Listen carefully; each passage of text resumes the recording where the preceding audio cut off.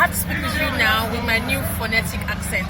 I'm no longer Nigerian right now. How are you all? I miss you all.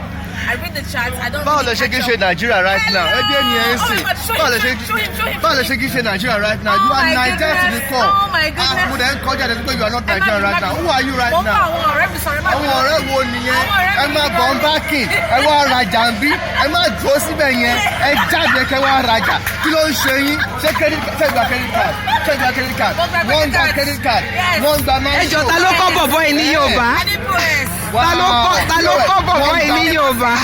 Ṣé Facebook live ni ọyẹ ẹ máa bọ̀ kí lẹ ń tà wọ́n tọṣẹ ọṣẹ dúdú ṣẹ bọ́tà pẹ̀lú aṣọ èwo lẹ́fẹ́ any sizes from mo bá yín polongo ni ẹ máa bọ̀ ẹ súnmọ́ bí ẹ máa small sizes to double X ẹ bá fẹ́ aṣọ ọkùnrin aṣọ obìnrin ẹ bá fẹ́ antajà kí ni wẹ́bsáìtì www ẹ súnmọ́ bí ZA12 Nigeria Limited. ZA12 Nigeria Limited. www. ẹ polongo wọn. Ṣẹ́rí ọṣẹ wọn ni mo lò tí mo fi funfun. Ọṣẹ wọn ni mo lò. In fact, tẹ́ bá lo eléyìí ẹ máa pupa. Tẹ́ bá lo eléyìí ẹ máa dúdú sí.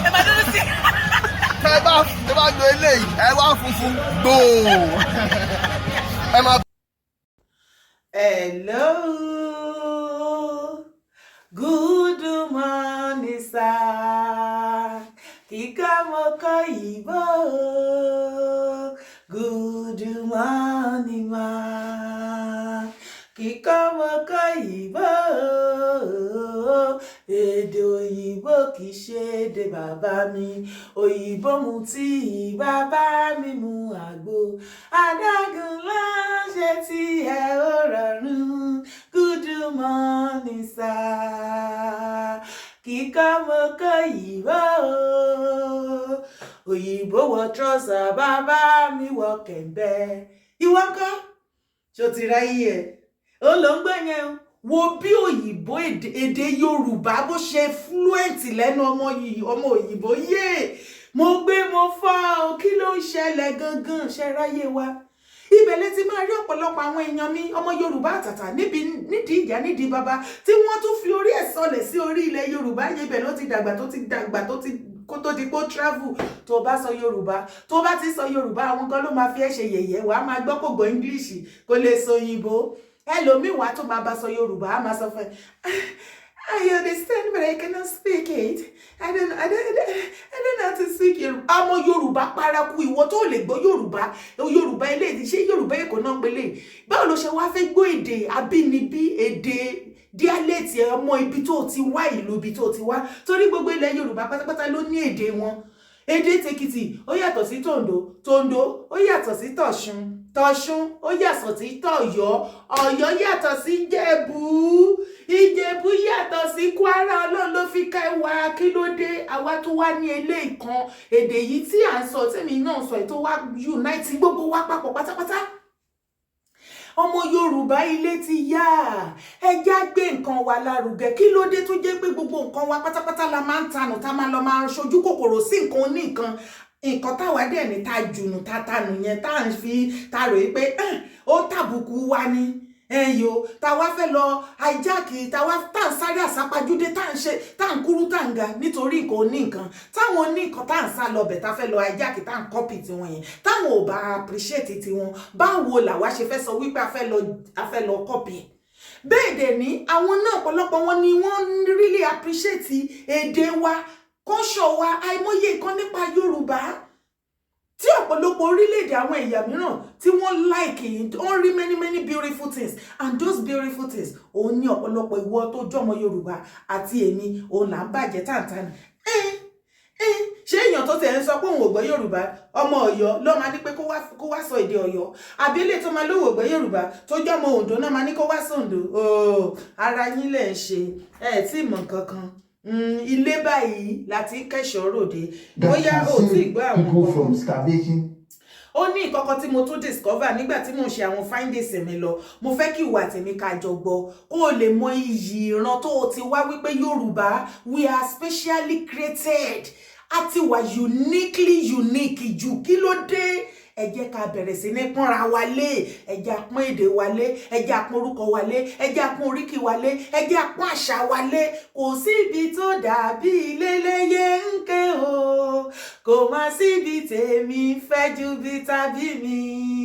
Ìlú owó nílùú ọlá ilẹ̀ Yorùbá o, wọ́n ti kọ́ mi lẹ́kọ̀ọ́ níbẹ̀ ó ti yé mi.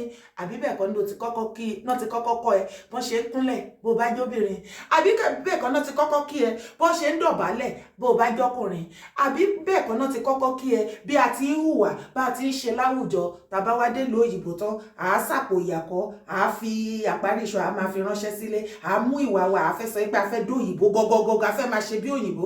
Bẹ́ẹ̀ ọ̀pọ̀lọpọ̀ òyìnbó ló fẹ́ dàbí Yorùbá, òun náà ló ń gbẹ̀yìn bó rí bóyá èdè Yorùbá ti dùn lẹ́nu ẹ̀. Ìwọ gan tó jọmọ Yorùbá tó bá ní kó sọ Yorùbá kó compete pẹ̀lú ọmọkùnrin, ṣé Yorùbá ẹnu tiẹ̀ ó dùn tó ti tọmọkùnrin? Òyìnbó ni o, ṣòra yí ẹ akọ lásán lẹ máa ṣe kiri, akọ tí ò ṣe nǹkan kan. Ẹ jẹ́ ká tún jọ gbọ́ ilé mi mọ̀ bóyá ìwọ náà ti gbọ́. To us, so Egypt was originally a place that can save people from starvation and thirst because of the big river Nile. It was there. But the original people of Egypt, the one who really owns Egypt, was a Yoruba man. I've said this. I am not a Yoruba man. Whereby somebody will say, oh, this man is giving credit to Yoruba people. Me, I give credit to where it belongs. So if it does not belong to you, don't be envy. When I am ṣùgbọ́n ẹni tó ń ṣe àlàyé kò ń ṣe ọmọ Nàìjíríà o, ó ní àwọn Egypt tá à ń sọ yìí ní ayé ìgbà yẹn, àwọn tó kọ́kọ́ dé tán tẹ ilẹ̀ Egypt dó Yorùbá ni wọ́n. A ní ẹ̀yà wa wà uniquely unique sẹ́, kí ló dé tí wà tèmi wá mess ẹ̀ up tatanu tá make it look like kò ṣe nǹkan tó yẹ kéèyàn bá wọn participate níbẹ̀. Bẹ́ẹ̀ ni ọ̀pọ̀lọpọ̀ tí kì í ṣe ọmọ Nàìjíríà, ṣebí wọn náà róyè ìbò báyìí ṣé o ráyè ohun tí wọ́n ń tànù òun lòyìnbó yẹn tó ń ṣe kí ni òun ló ń gbéga, ohun tí wọ́n ń tẹ́ńbẹ́lú ẹ̀ tó ń fa hàn bàjẹ́ náà tó máa ná ọmọ ẹ sí, tó máa ná ọmọ ẹ tààràtàrà vernacular no vernacular òun lòyìnbó ń bá ẹ tó bá ṣé o rò pé òyìnbó yẹn ò ní pòwe fún ẹ? Á pòwe tó bá fún bẹ́ẹ̀ rò pé kó kọ Yorùbá, á kọ́ á yan lórí àfòwe sí, á tún yan nísàlẹ̀. Ṣé ìwọ mọ̀wé? Ṣé o mọ̀wé o mọ̀wé? Grammar ló lé. Listen and learn with a free mind and free heart.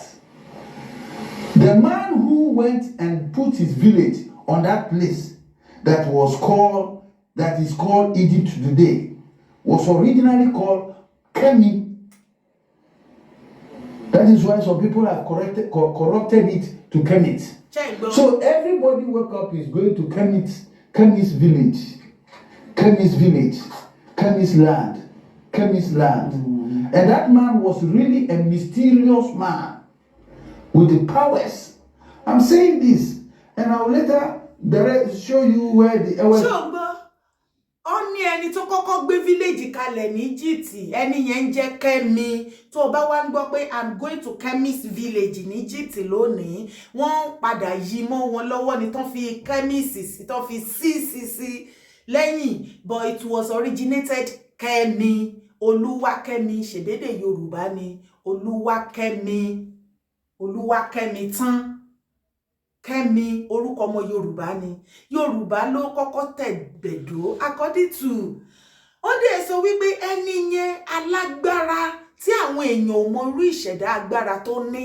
And that is why I keep telling you wípé àwọn ọmọ Yorùbá we are uniquely made. Ẹ jẹ́ ká discover ara wa.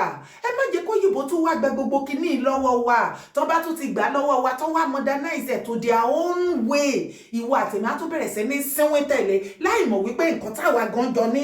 Tí ìwọ àtèmi tá lè káràmásìkí ẹ̀ ká gẹ̀rẹ́sì ẹ̀ ká ṣe dáadáa ju tàtẹ̀yìnwá lọ ká present it to the whole world, and they will be very very glad and happy láti welcome ẹ̀ lọ́wọ́ wa, láti gbà lọ́wọ́ wa. Ṣùgbọ́n ṣó fẹ́ dúró dìgbà tó bá wá gbà ni, tó bá ti gbà lọ báyìí owó lókù tó máa lọ fi máa ra o kò ní jẹ́ títí wa mọ́. Ẹ jẹ́ dìde ọba aládé gbogbo ẹ̀yin ọba ilẹ̀ Yorùbá gbogbo ẹ̀yin ìṣẹ̀ṣe gbogbo ẹ̀yin religious leaders and elders ẹ má jẹ́ kí ẹ pa gbogbo nǹkan ìṣẹ̀ṣe ilẹ̀ Yorùbá rẹ̀ àṣà àti ṣe wọ orúkọ wọ oríkì wa gbogbo nǹkan Yorùbá èdè Yorùbá ẹ jẹ́ ká mú lọ́kùnkúndùn ẹ jẹ́ ká gbé lárugẹ ẹ jẹ́ ká gbé lárugẹ náà ní Nàìjíríà ẹ̀yin ọ̀pọ̀lọpọ̀ ọba abroad lẹ máa ń sáwá bí irú Brazil yẹn báyìí ǹjẹ́ mọ̀ wípé ìṣẹ̀ṣe wa gan the way tí wọ́n ṣe káràmásìkì ẹ̀ ní Brazil wọn ò káràmásìkì ẹ̀ bẹ́ẹ̀ nílẹ̀ Yorùbá ní Nàìjíríà ǹjẹ́ ìwọ ti gbọ́ rí wípé ní Brazil èdè Yorùbá wọ́n make it compulsory láti máa kọ́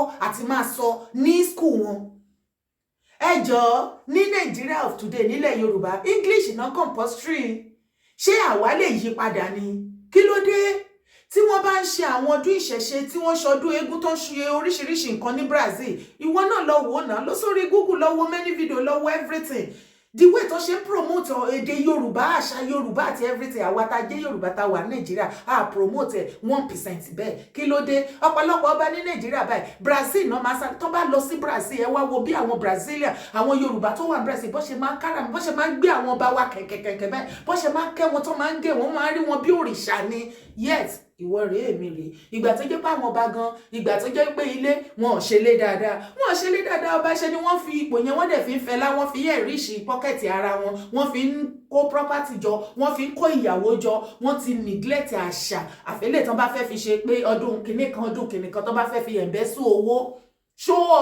show lókù tó ń ṣe é sìn ibo la fẹ́ bá yàrá ìjà o. I love my race. Do you love your race called Yoruba? Tó bá wá nífẹ̀ẹ́ ìran Yorùbá ó yá ìwọ àtèmi kò tí ì léètì jù jẹ́ ká pawọ́pọ̀ jẹ́ ká bẹ̀rẹ̀ sí ní gbé àṣà wa èdè wa ìwà wa ọ̀rọ̀ wa ìṣe wa gbogbo nǹkan Yorùbá jẹ́ àgbé lárugẹ jẹ́ àfihàn fáyé rí tó mo sọ tèmi ná mo dúró ná kí ni ìwọ náà fi lórí fídíò tó gbọ́ ìbá àti ìwọ̀nba àlàyé tí mo ṣe tó bá ní nǹkan tẹ́ lè bá mi fi kún ó yá ǹjẹ́ ní ọ̀nà àìdíà míì tẹ́yìn náà rò wípé a lè jọ tún gbé ọ̀rọ̀ yìí gbà tó máa tún jẹ́ kó jẹ́ ìtẹ́wọ́gbà lọ́wọ́ àwọn ọmọ Yorùbá ọ̀nà wo la lè gbà láti jí àtà àwọn ọmọ Yorùbá jí láti lè jẹ́ kí a pọ́n nǹkan wa lé káyé ta nǹkan wa nù tó bá mi kọ síbi comment section má sì gbàgbé o láti support brand mi bá mi subscribe sórí YouTube channel tó bá ti wá subscribe má gbàgbé láti click on notification bell pàdé mi ní orí live show lónìí àjọlájọṣe pẹ́pẹ́pẹ́ o ire kàǹkà mo wíire àbí mi wíire Ọlọ́run bá gbọ́ mo wíire.